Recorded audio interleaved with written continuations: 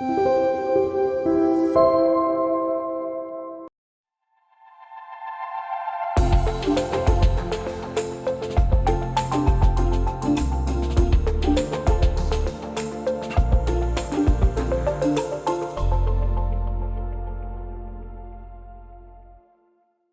a pasar a la siguiente mesa. Me gustaría llamar al doctor Juan José Espinós, entre otras cosas, presidente de la SEF, que va a moderar dicha mesa, y también a la doctora Elena Carrillo, a la doctora Ana Gaitero, de nuevo, a la doctora Marta García y al doctor Antonio González. Por favor, cuando queráis.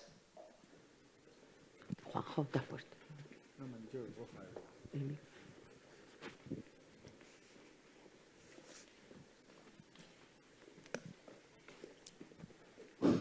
Bueno, buenas tardes a todos. Supongo que ya estáis cansaditos. Bueno, yo creo que en la vida todos son detalles, ¿no? No sé si os habréis fijado que a mí casi no me han dejado comer porque la silla del moderador es bastante más pequeña que la de los potenciales ponentes, ¿no? Yo he pensado, supongo que pondrán aquí a los más delgaditos, no sé cómo irá. La cosa es que vamos a tener que volver un poco hacia atrás, porque de lo que se va a hablar en este panel es de los abortos recurrentes o repetitivos, que en el fondo viene a ser una extensión de lo que se había hablado antes en los fallos de implantación. O sea, genéricamente, de hecho, existe una denominación común que es el fallo reproductivo, en el cual pues, una mujer no acaba obteniendo un recién nacido vivo, ya sea porque un embrión no se implante o ya sea porque se implante y se pierda en las primeras semanas o posteriormente en la gestación. Y si os dais cuenta de lo que saldrá aquí un poco en el debate, pues muchas cosas son muy parecidas a las que se han comentado antes para el fallo de implantación, ¿no? Y, por tanto, no quedará más remedio que repetirse en alguno de los conceptos. Bueno, como Nasser ya ha presentado, tenemos 4 magníficos ponentes.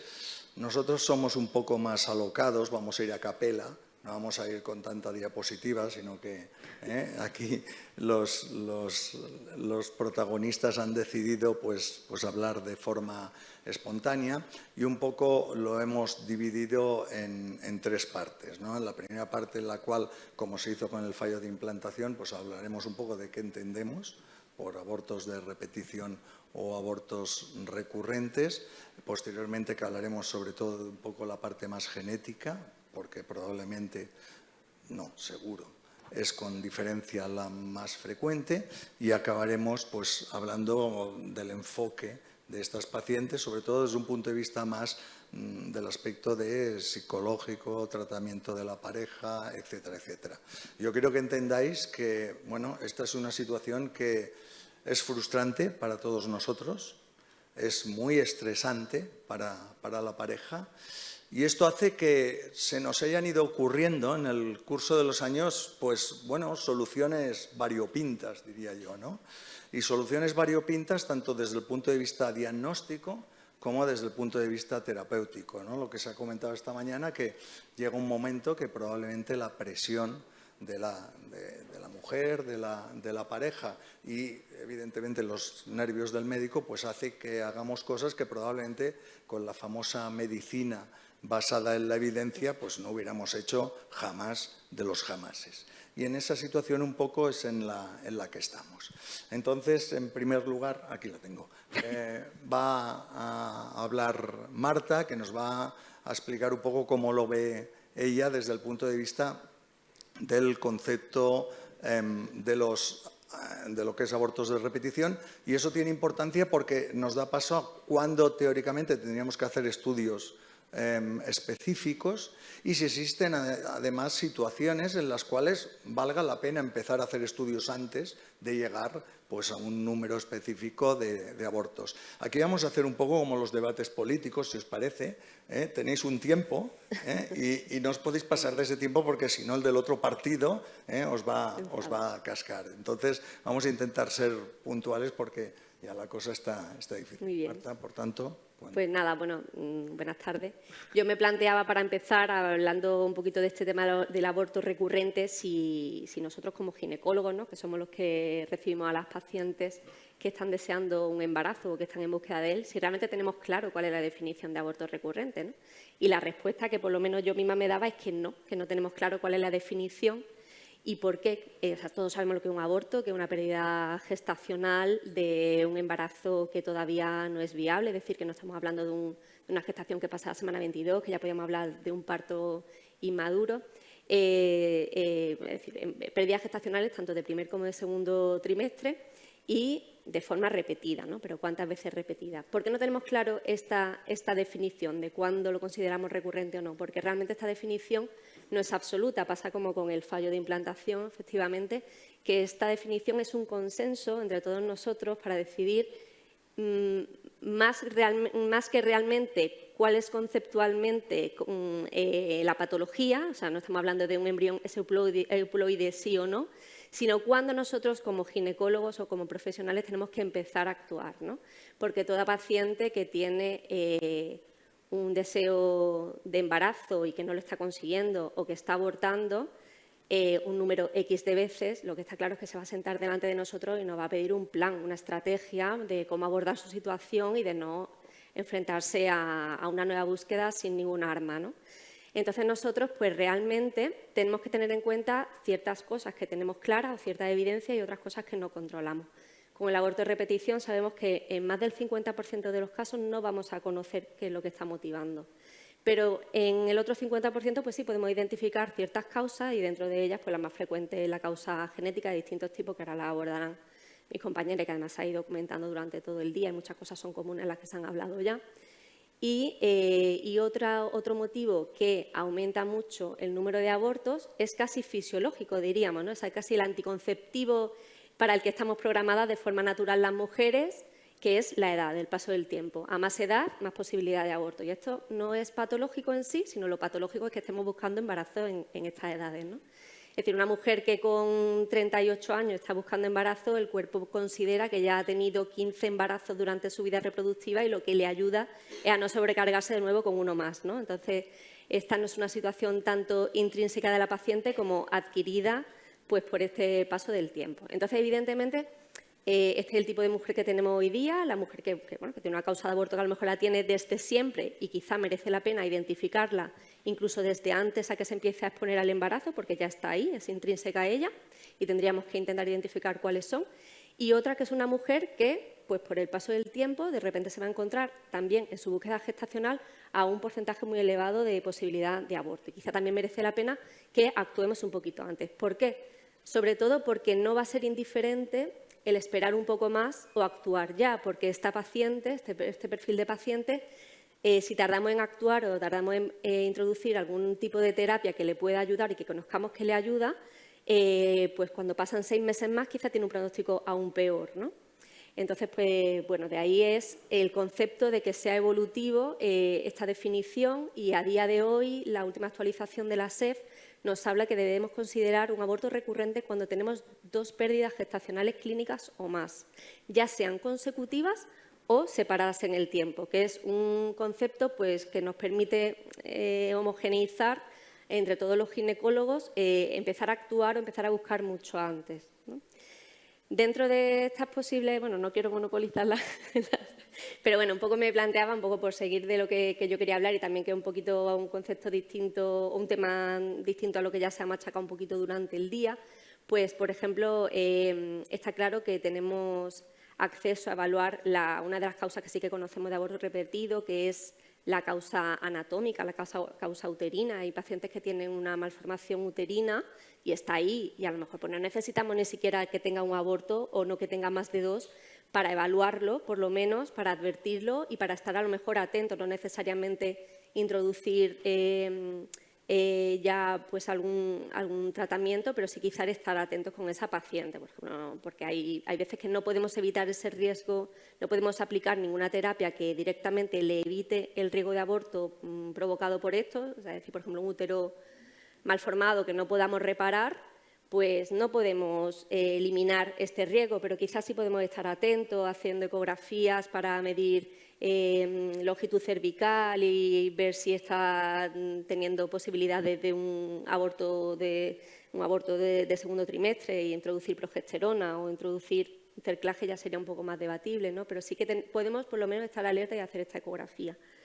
Y luego tenemos otras patologías también que serían anatómicas, que también las podemos evaluar muy fácilmente sin necesidad de esperar a que se repitan mucho los abortos, gracias a la introducción de la ecografía 3D en consulta, que la tenemos muy a mano y que nos permite evaluar úteros que hasta ahora pues, pasaban desapercibidos, como son pues, los úteros dismórficos, los úteros en T, los úteros hipoplásicos y los septos, ¿no? Que están claros que están ahí, aparte de también bueno, los miomas submucosos, por supuesto. Entonces, pues realmente en este tipo de patologías, pues en un mioma submucoso se me ocurre que directamente una mujer, que igual que estábamos viendo un poco la consulta preconcepcional, ¿no? Un mioma submucoso, sabemos que va a aumentar el riesgo de aborto, pues quizás no necesitamos a una paciente que ya de por sí en nuestro perfil de mujer está proyectando cuando quiere, está programando cuando quiere tener sus hijos, y sabemos que intentamos encajarlo en nuestras vidas tan ajetreadas, ¿no? Pues a lo mejor merece la pena quitar de forma poco lesiva ese mioma por histeroscopio y no esperar a que tenga un primer aborto. O si tiene un útero en T pues, y 37 años, pues a lo mejor no esperamos al segundo aborto para repararlo, o por lo menos se comenta con ella, ¿no? Bueno, muy bien. Vamos a pasar al siguiente punto. Me parece que es Ana, ¿no?, que viene ahora. ¿Hasta qué punto es importante o crees tú importante el estudio genético de los embriones para intentar evitar los abortos de repetición? ¿Qué nos reporta?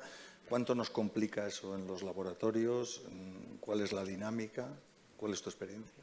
A ver, yo creo que se ha hablado, lo que decías, ¿no?, que se ha comentado ya esta mañana todo, pero que pocas cosas claras tenemos los reproductólogos. Pero una es que la mujer cada vez nos llega más mayor, que no solo siempre hablamos de la edad materna al primer embarazo, pero es que también hay segundos hijos y también hay segundas vueltas. Y esto es la realidad. Y siendo generosa, a lo mejor nuestra edad media en la privada, si soy generosa, son 39 años. Y como decía Marta, una cosa, la edad materna avanzada existe. La segunda, los abortos se relacionan con la edad materna avanzada. Y la tercera, la causa más frecuente de aborto es la cromosómica. Entonces, si juntamos estas tres cosas, pues el estudio genético para mí es, no te digo obligatorio, pero bastante recomendable si queremos evitar abortos en parejas que ya te cuentan que han tenido uno, ¿no? ¿Qué nos aporta? Pues lo que hemos hablado durante todo el día. Para mí acorta el tiempo hasta el bebé o da información. Si realmente el porcentaje de aneuploidías es grande para la pareja porque se añada un factor cromosómico, o sea, masculino, y sea mayor la frecuencia de aborto y nos llegan 2 blastos y los 2 son aneuploides, pues también acorta el tiempo de decisión. Y las parejas yo creo que se merecen saber lo que hay cuanto antes. Y las transferencias fallidas, para mí, pues estoy de acuerdo también con Gorka, que no nos gustan a nadie, más que nada porque eso deriva en que luego dan vueltas. No sé por qué la mujer siempre piensa que la culpa es suya y que el sistema inmunológico es más importante que el cromosómico y que su útero, o que a lo mejor tiene un tabique antes que tener 4 cromosomas mal el embrión, con 43 años. Y esa labor es nuestra, yo creo. Y con respecto a cómo ha cambiado el trabajo en laboratorio, pues yo creo que, hombre, hacemos ahora muchas más criotransfer diferidas, ¿no? Pues porque hacemos mucho PGTA. Pero bueno, eso para el laboratorio se programa y es otro flujo de trabajo que hay que aprender, pero yo creo que no es difícil, ¿no? De todas maneras, introduzco esta mañana he oído yo a alguien que ha comentado en un contexto general el diagnóstico genético preimplantacional para todo el mundo. Claro, el contexto ahora es diferente porque estamos hablando de una paciente que teóricamente has diagnosticado aborto de repetición. A ver, yo supongo que te estás refiriendo a ese paciente o también te estás refiriendo a que en general tenemos que hacer diagnóstico embrionario para todo el mundo. En general, yo creo que tienes que informar de la posibilidad de aneuploidías que existe por edad en esa mujer. Si tiene 32, también se la cuentas, solo que no es tanta como si tiene 39. Pero si tiene 41, aunque no haya tenido ningún aborto, sí que se merece saber que el porcentaje de embriones aneuploides que ellos solos están haciendo en casa y que nosotros vamos a ver fuera es el que es, aunque no haya tenido abortos, ¿no? Entonces, el PGTA para todos no, pero información para todos Sí, y también ellos es que me parece que se merecen saberlo, ¿no? O conocerlo. Y cuando lo cuentas en consulta, todas las parejas, por lo menos a mí, me dicen, es que esto no se sabe, es que esto no nos lo cuentan, ¿no? Bueno, después quizá volvamos a ver si alguien pregunta a este tema que es interesante. A ver, hay una cosa que yo no sé vosotros, pero que a mí a veces me da un poco de rabia no saberlo, no tener la información, ¿no?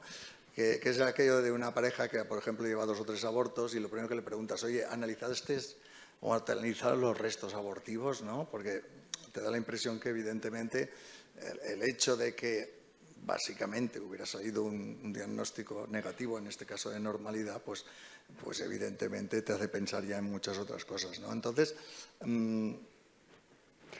Hombre, ¿hasta qué punto piensas y en qué momento? O sea, ¿hasta qué punto podríamos hablar de lo mismo del diagnóstico preimplantacional respecto al análisis de los restos abortivos? ¿Qué experiencia tenéis y cómo lo veis en general? hombre, yo creo que partiendo de la base de lo que hay descrito en la literatura y las series recientes, más del 50% del resultado del estudio de los restos abortivos son por alteraciones cromosómicas del resto, o sea, del embrión.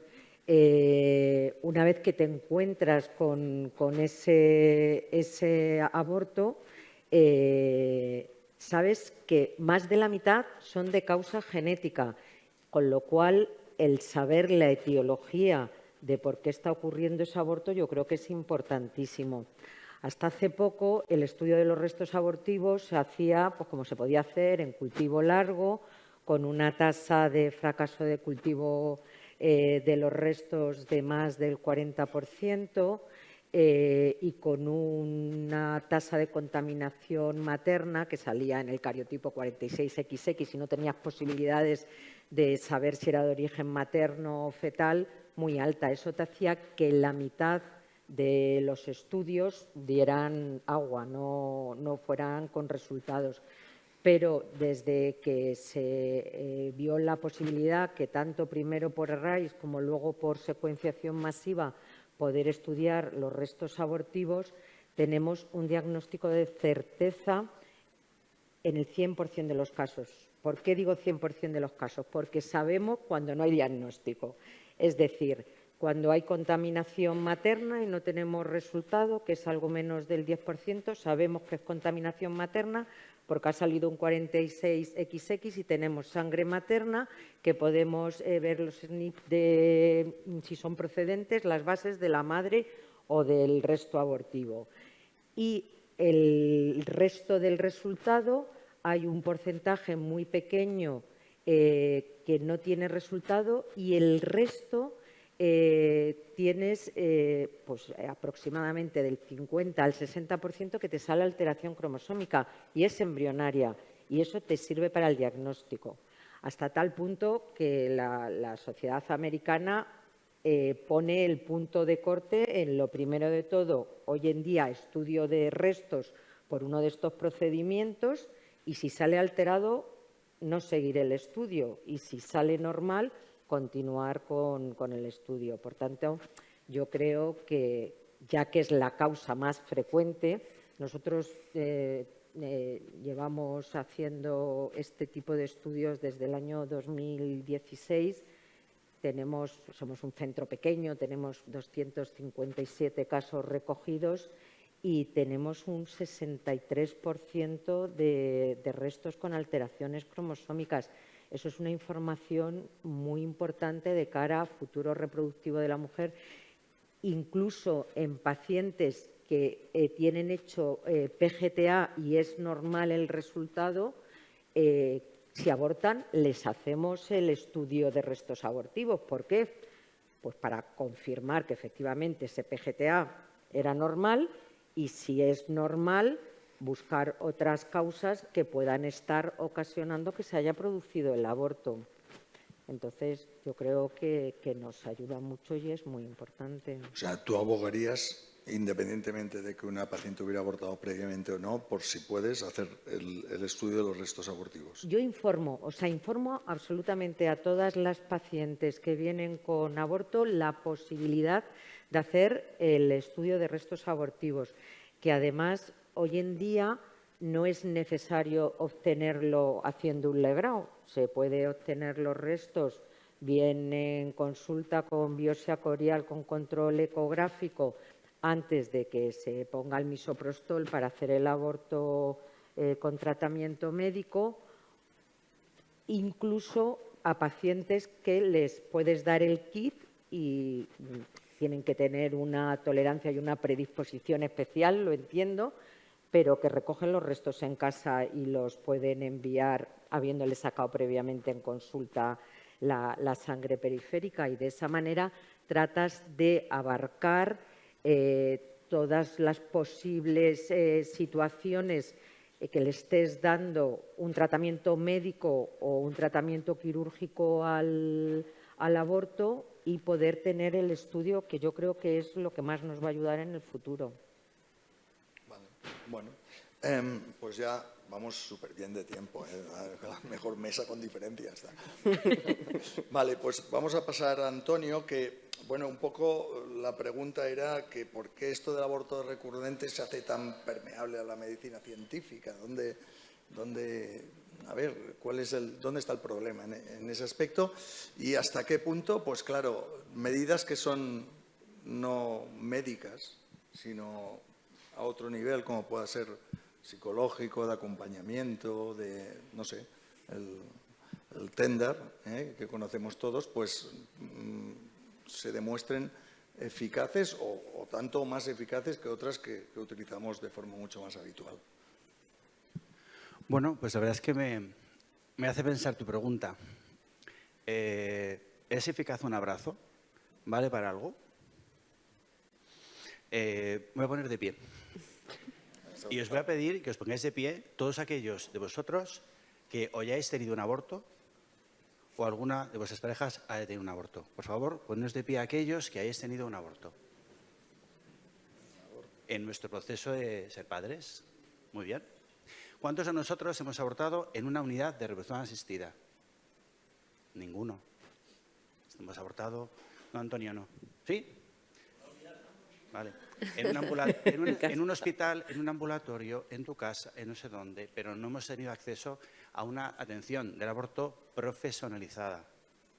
Por tanto, cuando uno de nosotros tiene un aborto, acude a la fuente fundamental de información, que será la cuñada, Google o quien sea. Y ahí te aseguro que no viene la ciencia.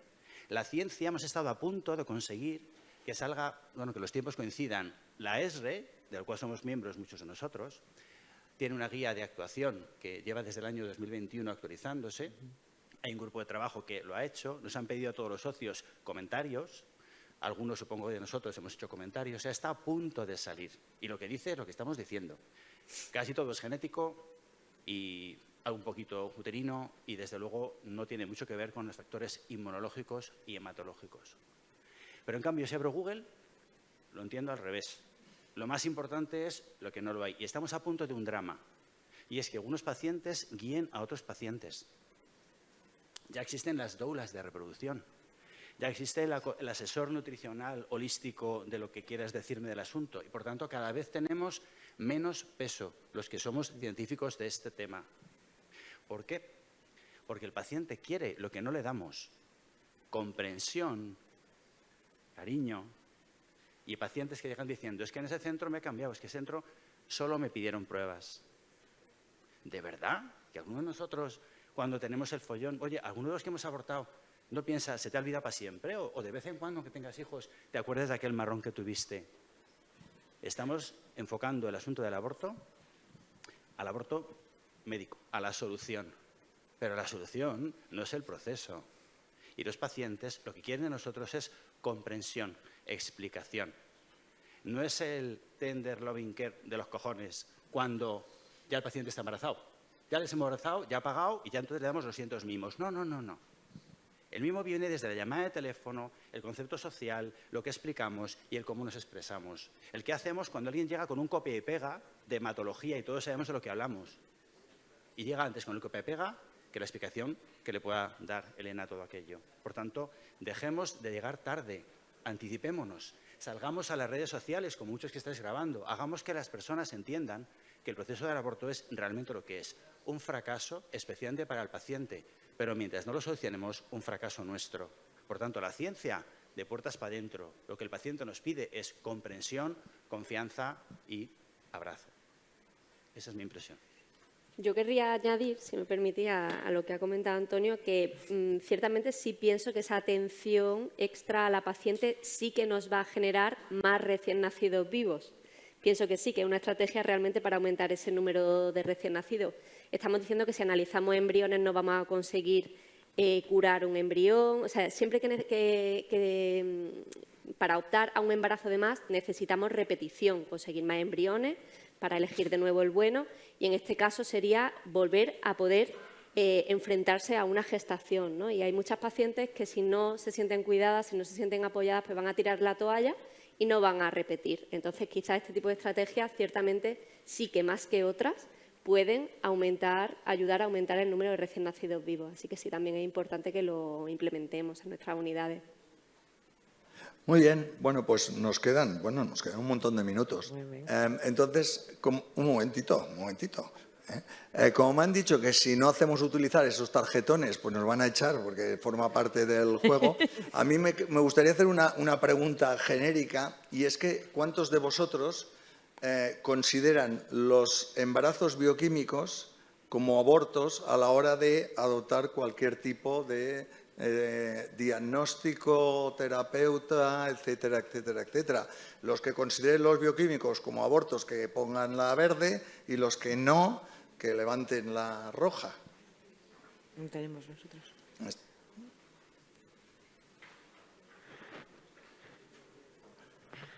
Bueno, pues hay más verdes, ¿eh? Hay más verdes. Hombre, lo digo porque no sé si sabréis que prácticamente si consideramos los bioquímicos, o sea, si las mujeres consideraran, o en términos generales, no dentro de la reproducción de los bioquímicos, prácticamente un 60% de los embarazos acabarían así. Entonces, claro, tendríamos un problema. Entonces, yo me gustaría esta pregunta hacerla a vosotros cuatro. O sea, ¿hasta qué punto entendemos que ha habido una implantación? Eso está claro, ¿no?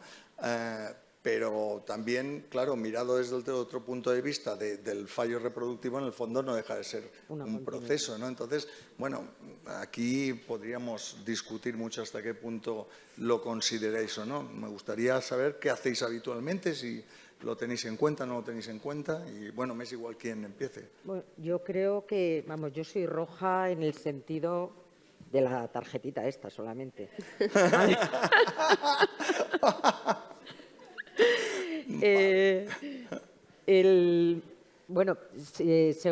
Las diferentes sociedades científicas opinan cada una de una manera. La SEF no lo considera y, bueno, estamos aquí en España y no se considera. Y hay otras sociedades científicas como la... Esto era la anterior junta, ¿eh? La nueva no lo sé. Habrá que levantar la tarjeta. Habrá que mirarlo. Sí que lo consideran, pero yo creo que son gestaciones diferentes, y el motivo por el cual, conforme estamos hablando que los abortos en su gran mayoría son de causa genética, creo que los bioquímicos, hay muy poca literatura, la verdad es que es difícil de diagnosticar, pero parece que no lo son. Y parece que no lo son por dos motivos fundamentales. Uno, porque el porcentaje de bioquímicos es estable a lo largo de los años de la mujer, que si tuviera un origen cromosómico tendría que ir aumentando, como aumenta con los abortos. Y, por otro lado, no conseguimos disminuir el porcentaje de bioquímicos, que sí que lo reportamos al registro, a pesar de que la gran mayoría de las pacientes, muchas están transferidas con PGTAs normales. Entonces, lógicamente, tendríamos que tener menos bioquímicos si no hubiésemos hecho diagnóstico que si lo hubiéramos hecho. Y no es así. Entonces, yo creo que es algo diferente. Es corto.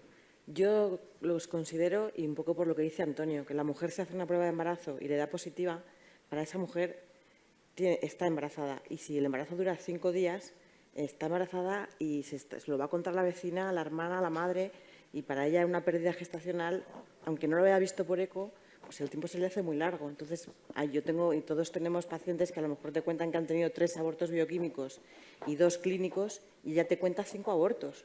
Y te dicen, es que no me hacen caso, pero y yo lo que dice Antonio, que yo creo un poquito de caso, sí que tenemos que hacerles, ¿no? No, hombre, si caso hay que hacerles. Otra cosa es que sea el origen. Sí, o pero la causa pero que sea yo, diferente. si me Hay que preguntas si los considerarlos. cuento o no, los cuento. Yo creo que caso les hacemos todos, pero es verdad que estas pacientes que están buscando ser madre y que si hacen un test de embarazo a los 15 minutos de amenorrea, detectan muchos más bioquímicos. Por tanto, si se embarazan con facilidad es un cierto argumento en contra para decir, oye, ¿no te parece que a lo mejor lo que está sucediendo, intentando ir en tu línea, quitarle hierro al tema, ¿no te parece que a lo mejor al estar buscándolo tan pronto, lo que otras mujeres no se han dado cuenta que estás abortando, tú lo estás haciendo? No obstante, algunas otras mujeres entran, o sea, acertan ese argumento y otras cuentan otro contrario. Es que ni siquiera ha llegado a verse por ecografía, doctor. Sintiendo como que es todavía más grave el hecho de haber dado solamente un bioquímico. Yo creo que en esto no tenemos una definición. Tenemos que buscar el tipo de persona que está, si es más racional, menos racional, el miedo que tiene, la angustia, la edad, la condición. Estamos a su servicio para ayudarle. No solamente hacemos en medicina cosas graves y para esa persona pues es grave porque altera su emoción. Y si algún rato tenéis echado un vistazo y poned por los foros porque realmente nos deberíamos avergonzar de la poca comunicación de calidad que estamos dando por allí y lo que se está aconsejando entre unos y otros, ¿no? Que es en el fondo lo que el paciente siente. Bueno, Yo quería añadir, si me deja, que quizá a nosotros como clínicos sí que nos interesa mucho más, o sea, no voy a ir al origen del bioquímico o del clínico, del aborto clínico, pero sí que a nosotros como médicos o como profesionales todos de la reproducción sí que tenemos mucho más interés en disminuir el número de abortos clínicos y no tanto a lo mejor en el bioquímico. El bioquímico nos puede ayudar a justificar en una paciente que tenga otros criterios, pues que empiece ya un tratamiento reproductivo, que entre ya en nuestra unidad, nos puede venir hasta bien en un momento dado, en ese sentido, para justificarle, para explicarle, para que entienda. Pero lo que nos preocupa es que no se repitan demasiados abortos clínicos porque más allá de todo el sufrimiento que le causa a ella y a la pareja en su caso, es que también aumenta la iatrogenia, porque también hacemos más procedimientos de evacuación uterina que a su vez puede aumentar otro riesgo de aborto repetido a su vez, ¿no? Entonces sí que debemos intentar disminuir al máximo los abortos que supongan luego una manipulación por nuestra parte y que alarguen también luego los tiempos de evacuación para volver a buscar. El aborto bioquímico no pierde tiempo la paciente y no se somete a proceso. Entonces, en ese sentido, le damos menos importancia también. muy bien, nos quedan 5 minutos, 1 hasta la hora teórica, 5 porque hemos empezado bastante más tarde. El profesor de Besa quería hacer alguna pregunta.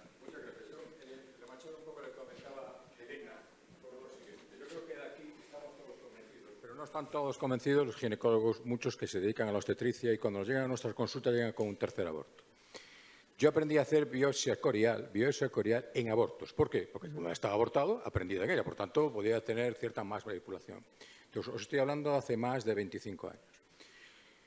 Más de 500 biopsias coriales en abortos con el siguiente protocolo de un segundo aborto de una paciente, digamos, que entraba por la calle y el primero tras técnica de reproducción y tengo un 82% de la anomalía cromosómica.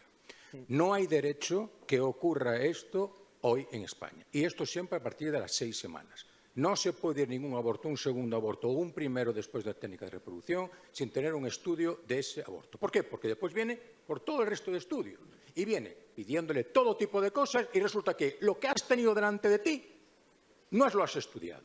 Es una vergüenza. Ahora, yo ya he perdido también todas las ganas de hacerlo. Porque no hemos conseguido ni siquiera que le digan a sus pacientes que, ojo, que la edad es el principal factor de éxito reproductivo y le siguen diciendo con 39, 40 años, sígalo intentando, mujer, relájate. ¿Cómo que relájate? No se relaje nada, vaya usted a una técnica de reproducción. Por lo tanto, yo creo que de aquí tenemos que transmitir, no de aquí, que ya lo sabemos todos, que no puede haber ni una sola paciente, ni un solo aborto que pueda ir a un segundo aborto clínico sin ningún estudio de qué está ocurriendo con ese embrión. Doctora Mofa. Gracias. Y estoy totalmente de acuerdo y quería preguntar entonces ¿qué pensamos de hacer diagnóstico no invasivo muy precoz? Sabemos que hoy día es posible detectar en la sangre materna ya a partir de 5 o 6 semanas. Entonces, cuando vemos nuestra paciente, además esta de reproducción asistida encima, que no es la paciente en la calle, abortando de un embrión blastocisto que no ha, igual sin PGTA, yo creo que está indicado. Tiene que estar antes de abortar, evidentemente. O sea, por eso estoy diciendo esto. Bueno, a ver, el coste, bueno, una cosa es evidentemente decir cómo lo podemos implementar, pero digo, yo creo que es el futuro, un poco Yo creo que como es los el test, futuro, ¿no? totalmente. Estamos de acuerdo, porque hacer Totalmente. la biopsia corial, bueno, es como un poco más complicado, más invasivo. Entonces, si podemos detectar estos embarazos también, otra vez, acortamos el tiempo en que la paciente, bueno, se convenzca que con 40 igual no está abortando porque se ha comido, no sé, algo, ¿no? Yo creo que efectivamente es el futuro ahora mismo. Está en validación clínica. Hay un test que ya han sacado, que lo han hecho los del grupo del Clinic, el estudio. Sí que es verdad que hoy por hoy es a partir de las 7 semanas y que tiene una concordancia del 80 y tantos %, que para un aborto se queda todavía pues con lo que se está consiguiendo con el estudio por POC es un poquito menos, pero yo creo que es el futuro y es un futuro inmediato, además, muy próximo. Bueno, yo pienso que este aspecto es muy importante, ¿eh? A mí me gustaría poner un poco también de poner el contrapunto. O sea, a ver, está muy bien que evidentemente, o sea, aquello de lo mejor es enemigo de lo bueno, ¿eh? Entonces, no podemos decir, oye, es que independientemente del precio que esto tenga, esto va a tener un sentido el hacerlo, porque estamos hablando de medicina y la medicina debe ser sostenible. Sí, no estaba diciendo que el precio no No, cuenta, ¿eh? a ver, no lo digo por Si ti, fuera por el gratis, comentario que has hecho, lo digo. pero si fuera gratis. Hombre, a ver, Vale. volvemos a lo mismo. Eso es como si viviéramos en el mundo de Yuppie y fuera ideal, y eso no es así, ¿no? Estábamos hablando, yo qué sé, del diagnóstico en el medio de cultivo, estamos hablando de unas sensibilidades, especificidades, hacer el diagnóstico preimplantacional prácticamente a todo el mundo. Pero a ver, cuidado, ¿eso es costo eficaz? ¿Eso es costo eficiente? ¿Vale la pena hacerlo siempre? ¿O tendríamos que hacer un poco también de médicos y buscar las indicaciones precisas en las que se ha de hacer?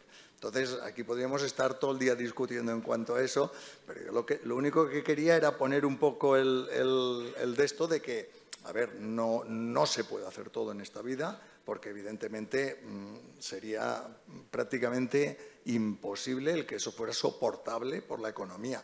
Estamos hablando de un país occidental. Vete a hablar esto, yo que sé, a Uganda, Guinea o cualquier otro sitio. Tú me dirás, hombre, es nuestro contexto. Sí, es así.